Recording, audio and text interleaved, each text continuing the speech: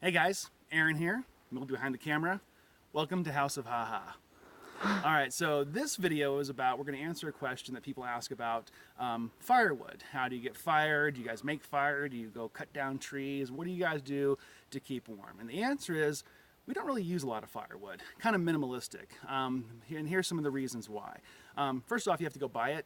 It's expensive, would you agree, Melody? In most places. It's not Like cheap. we're in New Mexico now, it's not that expensive, but in California it can be $7 for a tiny bundle. East Coast, I found some places over there be kind of on the pricey end too. So that's one of the biggest things. Sometimes it's cost prohibitive. The other reason is you just don't really need a fire that often. We found that we can get by without it unless we want to maybe get a fire to, like, for the heat, boil water, or keep insects away. It's helpful for that. The other thing is You smell like smoke you all smell the like time. smoke. That's a good point. I don't like I don't like People that. are like, whoa, you don't notice it, but everyone else does. Like, you a smoker at a campfire?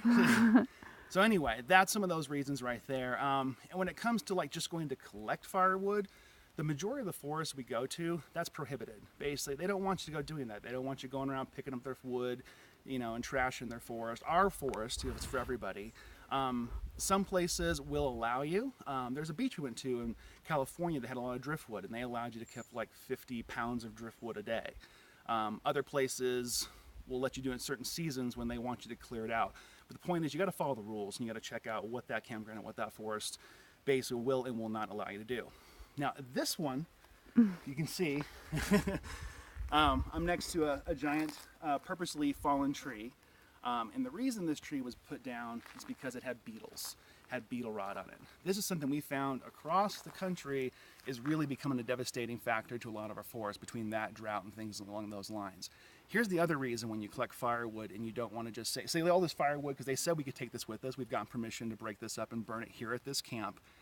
If we take this wood with us to another forest, we are potentially bringing insects, beetles, fungus, things that could be damaging to a healthy forest that we're taking inside there.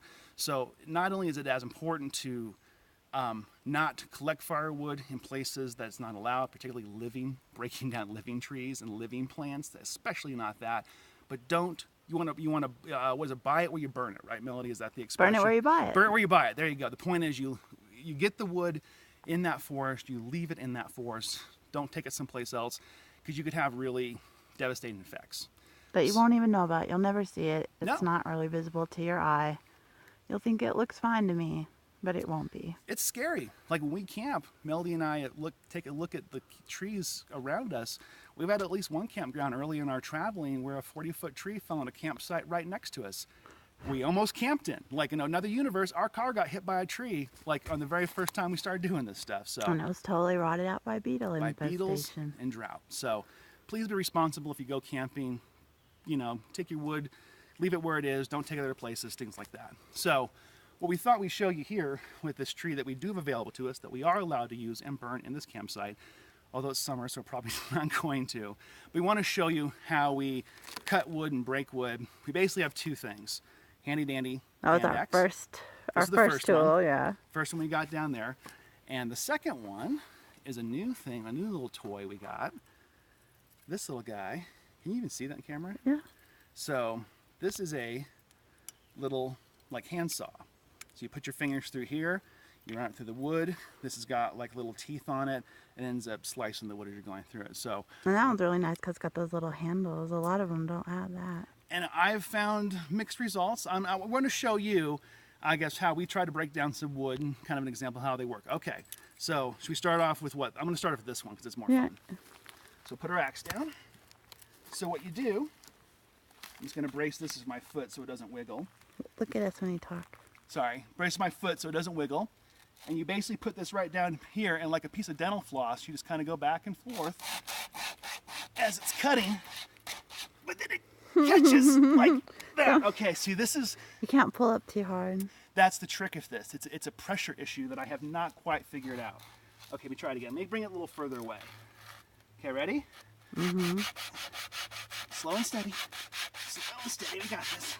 And I can see It's best if you can keep your sawdust. arms flat. No, it's stuck. Don't pull. Okay. And then you got to pop it down. And then trying to line it up, I find I can't get it back in the groove, but I got to kind of near it. But this is an art. This is an art, so I'm really, there he goes.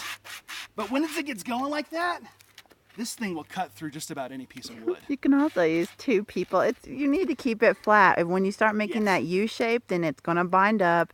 You can't work it. If you pull up on it, that's not, it's all about your technique. It's all about technique. It's all about style and teamwork. I like this because when this does get really going and you've got the pressure and everything down, this I have cut through a lot of wood real easy with not a lot of effort. And also it's super safe because I'm really less inclined to cut myself, you know, with this. So that's why I like it. Let's go to the axe. Oh wait, one more thing. I almost forgot, Melody. Some people at our Patreons are gonna be getting this as a gift coming up. And if you want to find out to get one yourself, you're interested, want to get one of those, be part of our mailing list, go to haveareasonableday.com. You can get more information and get monthly gifts like this yourself. All right. The axe. Nobody's getting an axe. No one's getting an axe. Isn't that sad? But you're getting that really cool little saw, and I think that's sweet. All right, let's get going, guys. So this one, I don't brace my leg there so I don't chop it off. And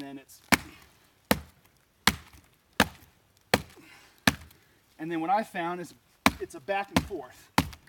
So you make your wedge, like that. Anyway, so you kind of get the point of how this works and the amount of energy that this takes. And the amount of secrecy you're revealing. Oh yeah, you can't ninja saw. Hey, like hey. Anyway, you get the idea. The axe works. I'm breathing really hard. I could have cut my leg off. I think I'm gonna Jedi this, and Melody and I will practice this together, get it down, and this will cut some wood real easy, real safe. And this is how we get firewood.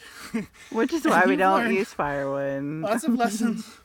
Don't take your wood to other forests. Here, lesson number 2, just collect all of this. Or you could do that and not break wood and just get small pieces. And then He go did chill this out. for you people. Go to haveareasonableday.com, find out how you can get cool monthly prizes at the $5 level and higher. Go to houseofhot.com if you really want to check out our cool artwork and get some t-shirts by us. Follow, share, subscribe. I'm going to find an oxygen tank. Have a reasonable day. Bye-bye. Bye.